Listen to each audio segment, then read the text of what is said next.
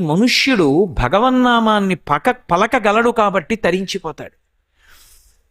శ్రీరామ శ్రీరామ శ్రీరామ అనడం అలవాటైందనుకోండి, తరించిపోయాడంతే. కానీ ఏ మనుష్యుడికి మాట్లాడడానికి స్వరపేటిక ఈశ్వరుడిచ్చాడో ఆ స్వరపేటికని చాలా రూపాయి ఖర్చు లేకుండా తేలికగా దొరకడానికి వీలైనటువంటి సుఖస్థానంగా వాడతాడు తప్ప, పాపకర్మలకి ఉపకరణముగా వాడతాడు తప్ప, ఉద్ధరణకి హేతువుగా వాడుకోడు. అక్కరలేని విషయాలు మాట్లాడతాడు, పెద్దలందరినీ నింద చేస్తుంటాడు, రూపాయి ఖర్చు లేదు, తాను పాడైపోవచ్చు, ఏమీ తోచట్లేదు. ఎవరో రామాయణం చదువుకుంటున్నాడు, వాడి ఇంటికి వెళ్ళి తలుపు కొట్టి వాడితో మాట్లాడడం, వాడితో గంటసేపు మాట్లాడడం, వాడికి చిరాకెత్తిపోవడం, నాకు ఎందుకురా మహాప్రభో రావద్దంటే వినడం. వాడు పాడవుతాడు, ఇంకోడిని పాడు చేస్తాడు. ఒక్క భగవన్నామము వినా ఏదైనా మాట్లాడతాడు. ఈశ్వరుడు ఏమడుగుతాడు? ఒక తీర్పిచ్చే రోజు ఒకటి ఉంటుంది కదా ఎవరి జీవితంలోనైనా. ఏదో 70 ఏళ్ళు బతికాడు, 80 ఏళ్ళు బతికాడు, 90 ఏళ్ళు బతికాడు, లేదా పూర్ణాయుర్దేవం 100 ఏళ్ళు బతికాడు, అయిపోయింది. ఈశ్వరుడి దగ్గర నించున్నాడు, అడుగుతాడు కదా ఆయన. 100 రూపాయలు ఇస్తే ఏమైంది 100 రూపాయలని నేను అడుగుతానా అడగనా నా కొడుకుని? అలా అడుగుతాడు కదా. ఏమిరా నీకు ఇంత ఆయుర్దాయం ఇచ్చాను, ఎన్ని గంటలు భగవన్నామని చెప్పావు? ఏమని చెప్తాడు? ఇప్పటిదాకా అంటే నావి రికార్డ్ చేసిన ప్రసంగాలు 400 గంటలు ఉన్నాయండి అంటే నేను చిన్నబుచ్చుకున్నట్టే.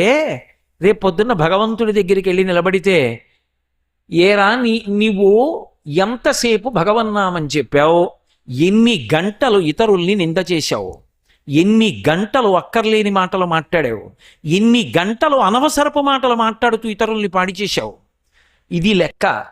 ఎందుకు నీకు మళ్ళీ మనుష్య జన్మ? స్వరపేటిక కదూ ఇవ్వాలి మనుష్యుడికి. ఎందుకు నీకు స్వరపేటిక? ఏం ఉపయోగించుకుంటావు? అది నీకేం అక్కర్లేదుగా.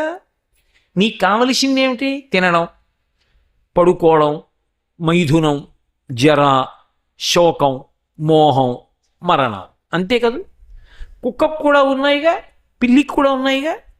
ఎందుకు? అది కావాలని ఏడుస్తున్న వాళ్ళు ఉన్నారు, వాళ్ళకి ఇస్తాను ఆ స్వరపేటిగా, నువ్వు అందులోకి వెళ్ళా ఉపాధిలోకి అని పంపించాడు అనుకోండి, ఏమైపోతుంది? పోయిందంతే పుణ్యం చేసుకునే అధికారం. ఒక్క భగవన్నామమును పలకడం చేత మనిషి తరించిపోతాడు. అలా తరించిపోతాడని చెప్పడం ఎంత తేలికో, స్వరపేటికని భగవన్నామని చెప్పడానికి ఉపయోగించుకోవడం కూడా అంత కష్టం. అందుకే పెద్దలైన వారెవ్వరూ నేను భగవన్నామని చెప్తానని చెప్పలేదు. ఈశ్వర నా చేత భగవన్నామమును పలికించు అని అడిగారు. హరునకు విభీషణన కద్రిజకున్ తిరుమంత్రరాజమై కరిగిన హల్యకున్ ద్రుపద కన్యకు నార్తి హరించు చుట్టమై బరగిన ఎట్టి నీ పతితపావన నామము నాదు జిహ్వపై నిరంతరము నటింపచేయుమి కదా శరధీ కరుణాపయోనిధి అని అడిగాడు గోపరాజు గారు.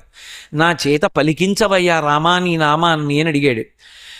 పవి పుష్పంబగు అగ్ని మంచగు ఆకూపారం భూమిస్థలంబగు శత్రుండతిమిత్రుడవు విషము దివ్యాహారమౌ నిన్నగా అవనీమండలిలోపలన్ శివ శివిచ్ఛాభాషణోల్లాసకిన్ శివా నీ నామము సర్వవస్యకరమౌ శ్రీకాళహస్తీశ్వర అన్నాడు ధూర్జటి. బ్రతికియున్నన్నాళ్ళు నీ భజన తప్పను కాని మరణకాలమునందు మరణతునేమో ఆ వేళ యమదూతల అగ్రహంబున వచ్చి ప్రాణముల్ పెకలించి పట్టునప్పుడు కపవాత పైత్యముల్ కప్పగా శ్రమచేత కంపముద్భవమంది కష్టపడుచు నారాయణాయంచు నా జిహ్వతో నిన్ను పిలుతునో శ్రమచేత పిలువలేను నాటికిపుడి నీనామస్మరణ చేతు చివినిడవయ్య భూషణ వికాస శ్రీధర్మ పురనివాస దుష్ట సంహార నరసింహ దురిత దూర అంటాడు నరసింహ శతక కర్త. ఆ ప్రాణం పోయే ముందు యమభటులు వచ్చి పాశాలు వేసి లాగుతుంటే కపవాత పైత్యములు కప్పేస్తే జీవుణ్ణి నొక్కేస్తుంటే నోట మాట రాక కనుగుడ్లు నిలబడిపోయి ఆ దూతల్ని భయంకర రూపాలతో చూస్తూ నారాయణ అని నా నోటితో అనగలనో అనలేను. ఇప్పుడు ఒక్కసారి అంటున్నాను నారాయణ అని. అన్నాడు కోటేశ్వరరావు అని ఖాతాలో వేసుకోవయ్యా నారాయణ అంటాడు. కాబట్టి భగవన్నామము ఎంత గొప్పదో భాగవతంలో ఒక అద్భుతమైనటువంటి ఘట్టం అజామీళోపాఖ్యానము అంటారు. భాగవతంలో పేర్ల వెనక మర్మం ఉంటుంది. ఆయన పేరు అజామీళుడు అని పెట్టాడు తండ్రి. ఏమో ఎందుకు పెట్టాడో మహానుభావుడు. అజామీళుడు అంటే అజ్ఞానము చేత మేళనము పొందినవాడు అని. మేళనమైనాడు అంటే కలిశాడు అంటే అంతకుముందు ఆయన అజ్ఞాని కాడు, ఇప్పుడు అజ్ఞానముతో మేళనమును పొందాడు అజామీళుడు. అజామీళోపాఖ్యానం మనం పైకి అనుకున్నంత తేలిక అని మీరు అనుకోకండి. అందులో అనేకమైనటువంటి తాత్వికమైన విషయాలు తెలుసుకోవలసిన ఉంటాయి. నేను ఆ కథాక్రమం చెప్పడానికి మీరు వినడానికి అనువుగా ఉండేటటువంటి క్రమంలోకి కొద్దిగా తిప్పుతాను. ఎందుకంటే భాగవతంలో ఉన్న క్రమం ఒకలా ఉంటుంది, ఆ క్రమం కాకుండా ఇంకొక క్రమంలో చెప్తాను దాన్ని. అంటే అదే కథ ముందు వెనకలు మార్చి మాట్లాడతాను. కన్యాకుబ్జంలో ఒకానొక బ్రాహ్మణ కుటుంబం, బ్రాహ్మణ దంపతులు, వాళ్ళకి ఒక కుమారుడు కలిగాడు, పరమభక్తి తత్పరుడైనటువంటి వాడు. ఆ పిల్లవాడి గురించి చెప్తూ భాగవతంలో ఒక మాట చెప్పారు. కావుననితడు సత్కర్మవర్తనమున భూదేవ కులమున పుట్టినాడు, శాంతుడై దాంతుడై ధర్మ సంశీలుడై సకల వేదంబులు చదివినాడు, అనయము గురువుల పెద్దల అతిథుల చేరి శుశ్రూషలు చేసినాడు, సర్వభూతముల యందు సమబుద్ధి అయి బహుమంత్ర సిద్ధుల బడసినాడు, సత్యభాషణ నియమము జరిపినాడు, నిత్య నైమిత్తికమ్ములు నెరపినాడు, దండి లోభాది గుణములు దరసినాడు, మంచి గుణములు తన యందు అరసినాడు. ఇది అజామీరుడంటే. మేళనమును పొందాడు కదూ అజ్ఞానంతో. అజ్ఞానముతో మేళనము కాకముందున్నటువంటి బ్రాహ్మణుడు అటువంటి రూపంతో ఉన్నాడు. మీరు ఎప్పుడైనా పురాణాల్లో చూస్తే పాడైపోయిన వాడి కథ చెప్పవలసి వస్తే బ్రాహ్మణుడి కథే చెప్తారు. ఎందుకలాగా అంటే ఆయనే బాగుండాలి, పైన ఉండవలసిన వాడు ఆయనే. జారిపోతే ఎక్కువ జారిపోయేవాడు ఎవరు? ఆయనే. రెండో మెట్టు మీద వాడు జారిపోతే కిందే పడతాడు, పై మెట్టు మీద వాడు జారిపోతే వెన్నుపాం విరిగిపోతుంది. అందుకని పతనం అయితే బ్రాహ్మణుడు ఎంత వేగంగా జారిపోతాడో చెప్తారు. ఈ చెప్పేటటువంటి క్రమంలో అజామీలుడి యొక్క జీవితాన్ని చెప్తున్నారు. సద్బ్రాహ్మణ కుటుంబంలో జన్మించాడు. ఆయనకి తల్లిదండ్రులు ఉపనయనం చేశారు, గాయత్రీ మంత్రోపదేశం చేశారు. అసలు బ్రాహ్మణ కుటుంబంలో ఎందుకు పుట్టాడు అంటే కావున అని మొదలుపెట్టారు శీసపద్యం. కావుననతడు సత్కర్మవర్తనమున భూదేవ కులమున పుట్టినాడు. బ్రాహ్మణుడై పుడితే శాస్త్రాన్ని చదువుకునేటటువంటి అధికారం పొందుతాడు, వేదాన్ని అధ్యయనం చేస్తాడు.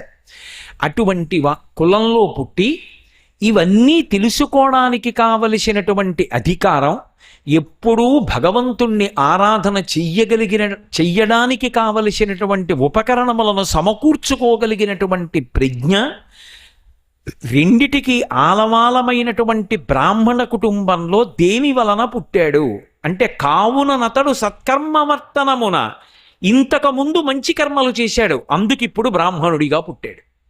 అంటే అసలు అజామీలోపాఖ్యానం మొదట ఏం చెప్తోంది? పునర్జన్మ సిద్ధాంతాన్ని చెప్తోంది. సనాతన ధర్మానికి ప్రాణమేది అంటే పునర్జన్మ సిద్ధాంతం. పునర్జన్మ సిద్ధాంతాన్ని నేను అంగీకరించాను. దీనికి ఏమిటి సాక్ష్యం? బొట్టు పెట్టుకుని ఉండడం. బొట్టు ఉందనుకోండి, పునర్జన్మ సిద్ధాంతాన్ని అంగీకరించాడు అని గుర్తు. బొట్టు లేదనుకోండి, పునర్జన్మ సిద్ధాంతాన్ని అంగీకరించలేదు కాబట్టి అసలు సనాతన ధర్మం యొక్క సభలకి రావలసిన అవసరం ఉండదు. కాబట్టి ఇంతకు పూర్వం మంచి పనులు చేశాడు, పరమేశ్వరుడిప్పుడు బ్రాహ్మణుడిగా పుట్టించాడు.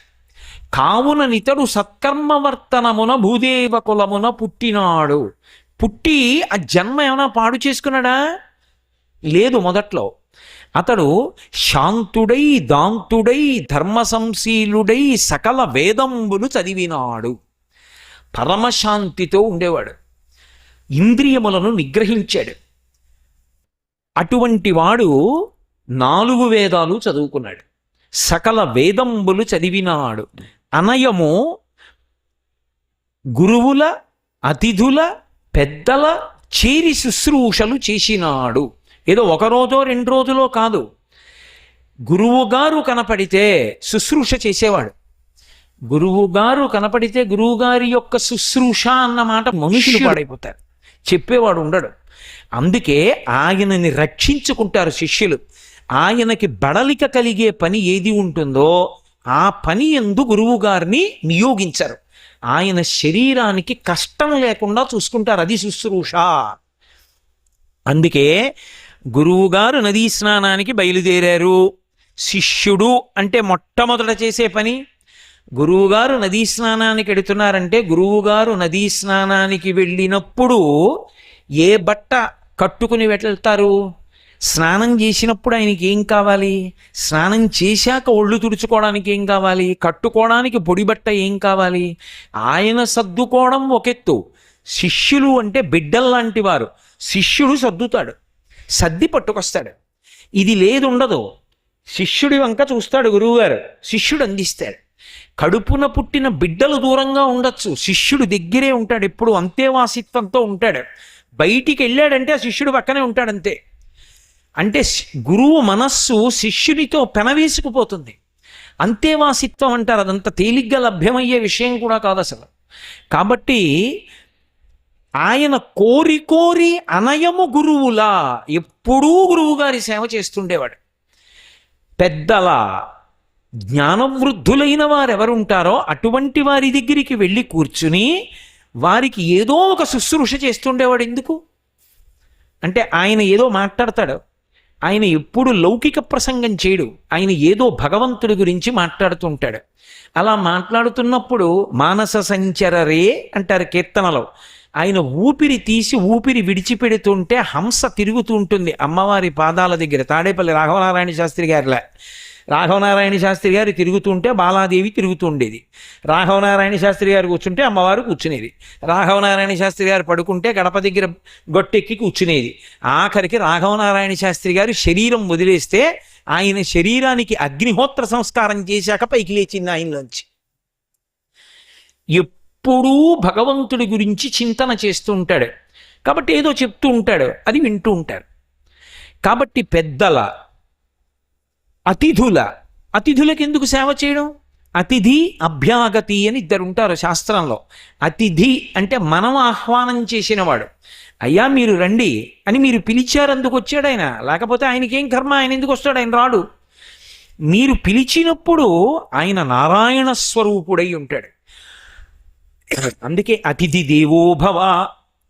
ఆయనకి చేసిన సేవ నారాయణునకు చేసిన సేవ. సాక్షాత్ శ్రీమన్నారాయణుడికి సేవ చేయడానికి మీకు కరచరణాదులతో నైమిషారణ్యంలో దొరుకుతాడని నమ్మకమే ఉండదు. కానీ అతిథి ఉన్న ప్రాంతాన్ని పొద్దున్నే కడిగి ఒక ఆవిడ ముగ్గులు పెట్టింది. అతిథి ఉన్న ప్రాంతంలో ఆయనకి విస్తరి వేసి అన్నం వడ్డించింది. అయ్యా గట్టిగా ఉంటే తినలేకపోతున్నారు, రేపు మెత్తడిది పెడతానండి అని తల్లడిల్లిపోయింది. ఆయనకి పలహారం తినండి అని బయట నుంచి వచ్చేటప్పటికి ఎక్కడుందో తెలీదు. పక్షి పరిగెత్తుకొచ్చినట్టు వచ్చేసి గబగబా పలహారం పెడుతోంది. ఇప్పుడు ఆవిడ చేస్తున్న సేవ ఎవరికి అందుతుంది? నారాయణునికి అందుతుంది నైమిషారణ్యంలో. అతిథి దేవోభవ. అందుకని అతిథిని చేరి శుశ్రూష చేస్తారు. అభ్యాగతి అంటే మనం పిలవలేదు, ఆయనే వచ్చాడు. నారాయణుడు అలా వస్తాడు. మీరు పిలవకుండా ఆయన వస్తాడు. అమ్మా కొంచెం అన్నం పెడతారమ్మా అని అడుగుతాడు. అమ్మా కొంచెం అన్నం పెడతారా అని అడిగి వచ్చినవాడు పరీక్షించడానికి నారాయణుడు వస్తాడు. ఒకప్పుడు డొక్కా సీతమ్మ గారు ఎంత అన్నదానం చేసేదో మహాతల్లి. ఓ బ్రాహ్మణుడు వచ్చాడు, కూర్చోబెట్టి అన్నం పెడుతోంది. ఆయన అన్నాడు, నాకు పెళ్ళి అవ్వలేదు, ఇన్నాళ్లకు ఓ పెళ్లి కూతురు ఒప్పుకుంది చేసుకుంటానని, కానీ బంగారు ఆభరణం ఏదైనా పెట్టమంది, ఏదైనా ఆభరణం ఇస్తే అన్నం తింటా, లేకపోతే తిన్నన్నాడు. అప్పటికే అన్నదానానికి ఆవిడ ఒంటి మీద నగలన్నీ వెళ్ళిపోయి ఒక్క కంటి ఉంది. ఆవిడ భర్త వంక చూసి కంటి ఇచ్చేస్తానంది. ఆయన పక్కకి రమ్మనన్నాడు, అన్నీ అయిపోయాయే, ఆ కంటె ఒకటే ఉంది. ధూర్త బ్రాహ్మణుడు అన్నం పెడితే బంగారం అడుగుతున్నాడు, ఇవ్వకు, తినకపోతే పోతాడన్నాడు. తప్పు. అతిథి విష్ణుస్వరూపం, అభ్యాగతి స్వయం విష్ణు. కాబట్టి ఆయనకి అన్నం పెట్టినప్పుడు బంగారం ఇచ్చేస్తాను. ఏమవుతుంది? పెళ్లి చేసుకుంటాడు, మంచిదేగా. కంటె ఒంటి మీద ఉంటే ఏమవుతుంది? శాశ్వతమా? పుణ్యం శాశ్వతం, ఇస్తానంది, నీ ఇష్టం ఈ అన్నాడు. కంటె తీసి ఇచ్చింది. ఆ కంటె తీసుకెళ్ళి అరిటాక్ కింద పెట్టి ఆయన అన్నం తినేశాడు సంతోషంగా. ఉత్తరాపోసనం పట్టాడు, చేయి కడుక్కోవడానికి బయటికి వెళ్ళాడు. ఊరంతా కలిపి ఎంత ఉంటుంది ఆ గన్నవరం? ఎంతో పెద్ద ఊరు కాదు. ఆవిడ వచ్చి విస్తరెత్తుతోంది. అన్నం పెట్టడం ఎంత గొప్పో విస్తరెత్తడం అంత గొప్ప. రామకృష్ణ పరమహంస పక్కన నిలబడేవారు. అందరూ అన్నం తిన్న తర్వాత అరిటాకులు తినేసిన ఎంగిలి విస్తర్లు ఎత్తే ముందు గుడ్డ పెట్టి తుడుస్తుంటే ఆయన గబగబా వచ్చి తన గడ్డం పెట్టి తుడిచేవారు. ఎందుకండి గడ్డం పెట్టి తుడుస్తారంటే, మా అమ్మ కాళికామాత ఇన్ని నోళ్లతో అన్నం తింది, నా తల్లి ఎంగిలి తడిగుడ్డ పెట్టి తుడవనా, ఇంతకన్నా మెత్తటిది నా దగ్గర లేదు, గడ్డం పెట్టి తుడుస్తానన్నారు. కాబట్టి ఆ బంగారు కంటె కనపడింది ఆకెత్తుతుంటే సీతమ్మ గారికి. అయ్యో వెర్రి బ్రాహ్మడు కంటె మరిచిపోయాడని పరిగెత్తుకెళ్ళారు పిలుద్దామని. కనపడలేదు. భర్తని పిలిచి వెతకమన్నారు, ఎక్కడా కనపడలేదు. అయ్య బ్రాహ్మణుడు ఇంత కంటె అడిగాడు వెళ్ళిపోయాడని పడుకుని నిద్రపోయారు. ఆవిడికి కలలో శ్రీ మహావిష్ణువు కనపడ్డారు. సీతమ్మ, ఇంతమందికి అన్నం పెడుతున్నావే, ఒక్కసారి నీ చేతి అన్నం తినాలనిపించిందమ్మా, బ్రాహ్మణ రూపంలో వచ్చాను. అభ్యాగతిని కదూ పరీక్షించాలని కంటె అడిగాను, ఇచ్చేశావమ్మా. చాలు తల్లి, మురిసిపోయాను. నీ ఒంటి మీద నగలైపోయాయని బెంగ పెట్టుకుంటున్నావా? ఇంతకింత బంగారం నేను ఇస్తాలే అమ్మా అన్నాడు. ఆవిడ లేచి భర్తకి చెప్పింది కళ. ఎప్పుడు దున్నే పొలమే. ఆయన పొలానికి వెళ్ళారు. సాయంకాలం వచ్చేసే ముందు ఏదో గొప్పు తవ్వుతున్నారు. ఫంగుల శబ్దం వచ్చింది. కొంచెం మట్టి తీసి చూశారు. ప్రదోష వేళ బిందె కనపడింది. ఉత్తరీయంలో మూట కట్టి ఇంటికి తీసుకొచ్చి మూత విప్పి చూశారు. బిందె నిండా బంగారు కాసులే. అంత ఐశ్వర్యం ఇచ్చేశారు శ్రీ మహావిష్ణువు. అభ్యాగతి స్వయం విష్ణు. కాబట్టి కోరి కోరి అతిథి సేవ చేస్తారు, ఎందుకంటే అది నారాయణ స్వరూపం కనుక. అందుకని ఆ ముగ్గురిని సేవించాడు. అంటే చదువుకోవడం కాదు, చదువుకున్న దాన్ని ఆచరణలో పెట్టినవాడు అజామీయుడు. అందుకని అనయము గురువుల అతిథుల పెద్దల చేరి శుశ్రూషలు చేసినాడు. అక్కడతో సరిపోలేదు. ఆయన సర్వభూతములయందు సమబుద్ధి అయి బహుమంత్ర సిద్ధుల బడసినాడు.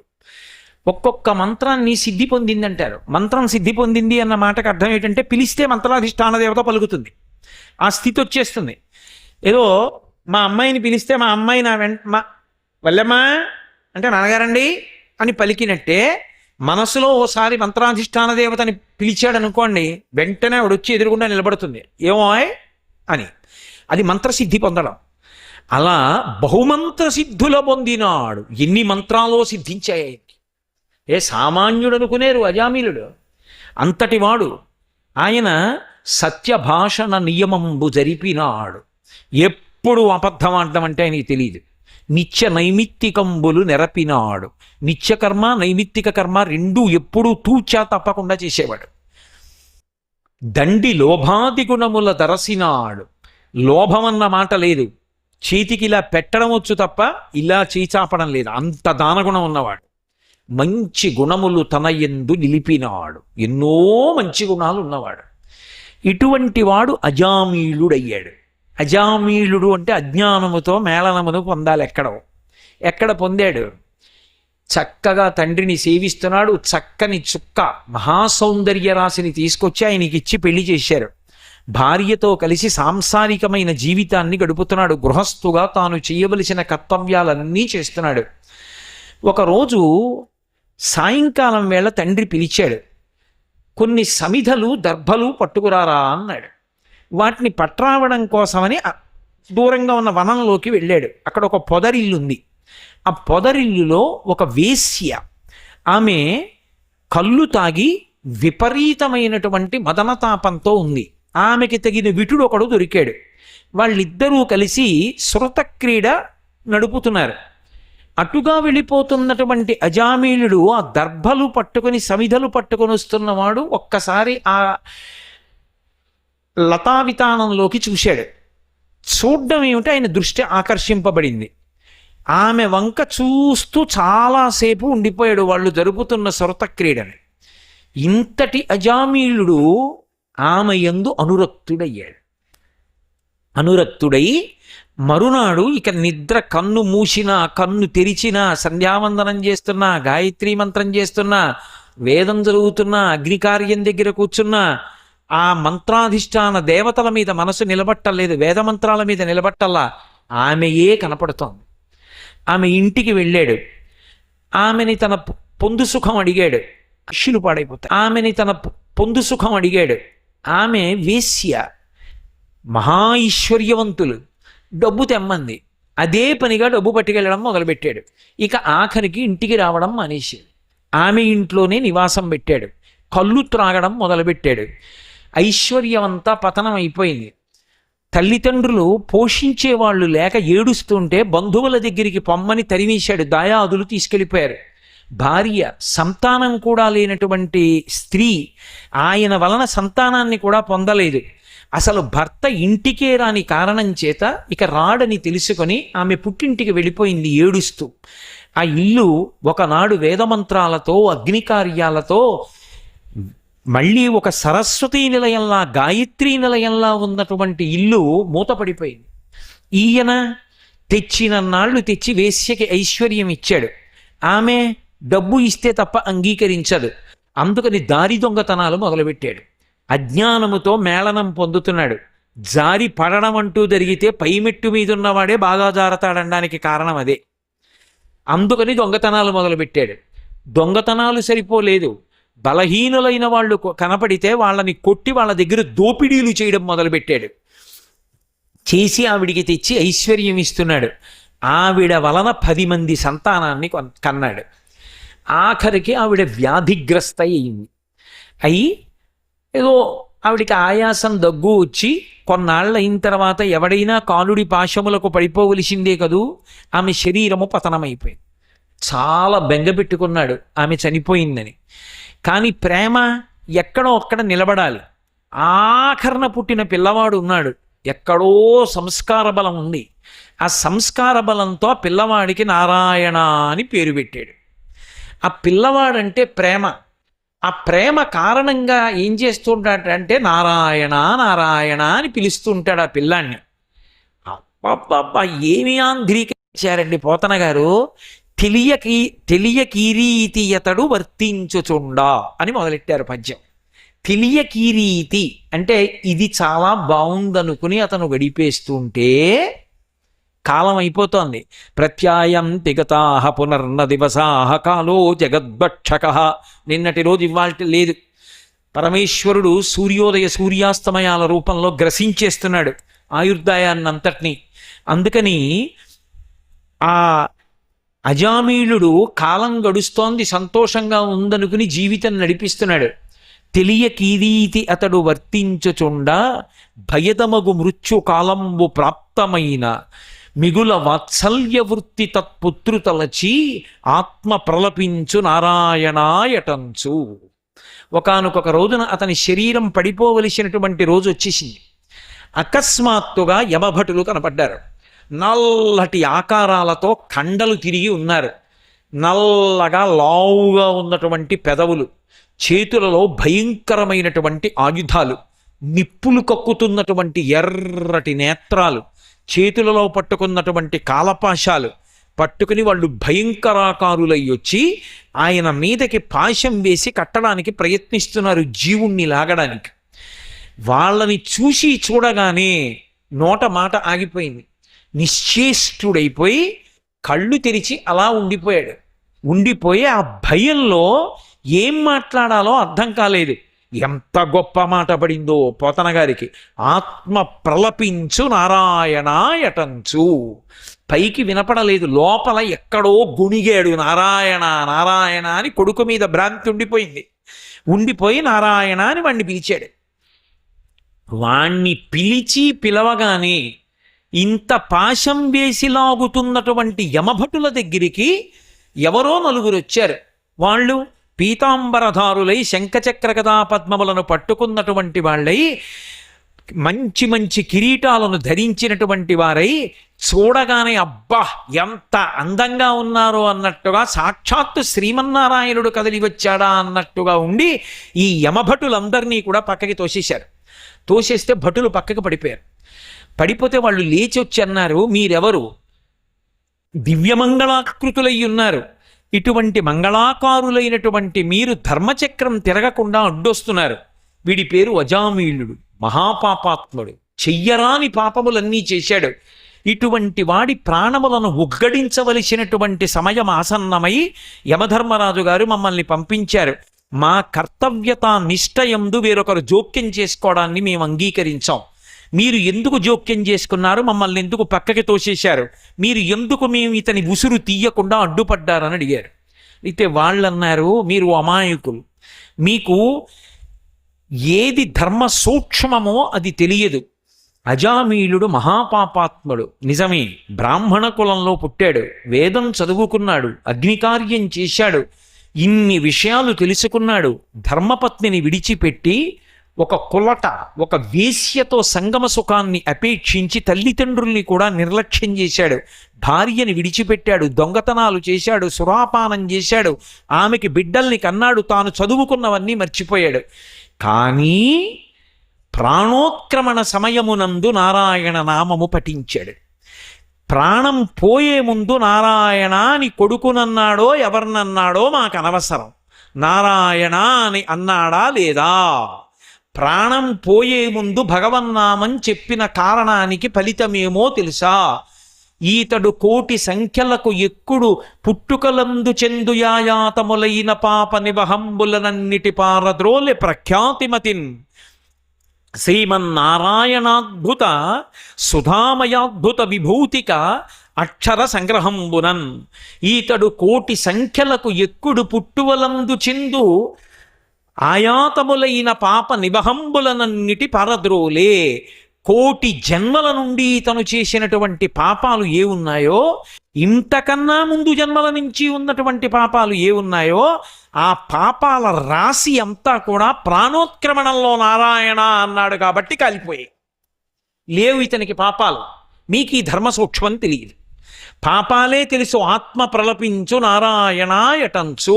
పైకి వినపడకపోవచ్చు, కానీ నారాయణ అని ప్రలపించాడు ప్రాణోత్క్రమణంలో. పాపరాశి ధ్వంసమైంది. పెద్ద దూది పర్వతం ఉంది.